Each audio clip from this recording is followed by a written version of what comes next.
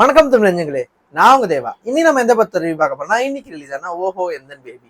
ஓஹோ எந்தன் பேபி அந்த பாட்டு தான் நம்ம கேட்டிருக்கோம். பட் ஆனால் இன்னைக்கு படம் ரிலீஸ் ஆயிருக்கு. ஃபர்ஸ்ட் ஆஃப் ஆல் இந்த படம் பார்த்தீங்கன்னா யாரோட படம்? விஷ்ணு விஷாலோட தம்பி அவரோட படம் தான். இந்த படம் வந்து பயங்கரமா ப்ரொமோஷன் அது இதுன்னு பண்ணிட்டு இருந்தாங்க. ஏன்னா அவர் இன்ட்ரடியூஸ் பண்றாங்க. ஸோ இந்த படம் இவ்வளோ பண்ண ப்ரொமோஷனுக்கு ஒர்த்தா இருந்துச்சா இல்லையான்னு தெரிஞ்சுக்கணும்னா இந்த வீடியோ ஸ்கிப் பண்ணாம ஃபுல்லா பாருங்க, உங்களுக்கே தெரியும். வாங்க வீடியோக்குள்ள போகலாம்.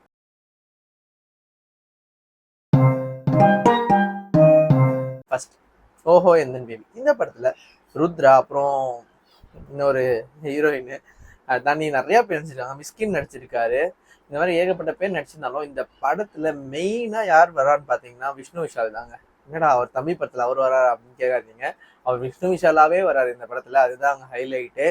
அவரோட கேரக்டராகவே பண்ணியிருக்காரு, ஹீரோவாகவே. ஸோ இந்த கதை பார்த்தீங்கன்னா ஒரு ரொம்ப ரொம்ப ஒரு சிம்பிளான கதை தான். பட் ஆனால் அது எவ்வளோ அழகாக எடுக்க முடியுமோ அவ்வளோ அழகாக எடுத்திருக்காங்கன்னு தான் சொல்லலாம். பர்சனலி எனக்கு ரொம்ப ரொம்ப பிடிச்சிருந்தது படம். ஏன்னா வந்துட்டு ஒரு டெபியூ ஆக்டருக்கு மெயினாக என்ன வேணும்? ஆக்டிங் ஸ்கில்ஸு கண்டிப்பாக அது இருக்குன்னு தான் சொல்லணும். ரொம்ப சூப்பராகவே நடிச்சிருக்காரு. எங்கேயுமே அவர் ரொம்ப ஓவர் ஆக்டிங் பண்ண மாதிரி தெரியல, ரொம்ப இதுவாகவும் தெரியல, ரொம்ப பர்ஃபெக்டான லெவலில் நடிச்சிருக்காருன்னு தான் சொல்லணும்.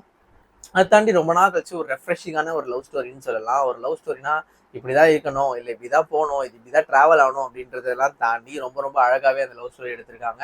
ஒரு இல்லை 2 சாப்டர் தான் வருது, மொத்தம் 3 சாப்டர்ஸ் ஆஃப் லவ் ஸ்டோரி வரும். ஸோ அதை வந்து ஒரு கதையாக எடுத்து ஒரு டேரக்டர் ஒரு ஹீரோயிட்ட சொல்றது தான் இந்த கதை. கொஞ்சம் குழப்பமா இருக்கல, படம் பார்த்தா உங்களுக்கு ரொம்ப ஈஸியாக புரியும். அதில் இந்த மிஸ்கின் ரொம்ப ரொம்ப சூப்பரான ஒரு ரோல் பண்ணியிருக்காரு. அதாவது மிஸ்கினாவே பண்ணியிருக்காரு. அது ரொம்ப ரொம்ப சூப்பராக இருந்துச்சு, ரொம்ப யதார்த்தமாக இருந்துச்சு. படத்தில் நிறைய காமெடி ஒர்க் அவுட் ஆயிருக்கு மக்களே. அதே மாதிரி ரொமான்டிக் சீன்ஸ்லாம் ரொம்ப சூப்பராகவே இருக்குது. லவ் சீன்ஸ் ரொம்ப சூப்பராகவே இருக்குது.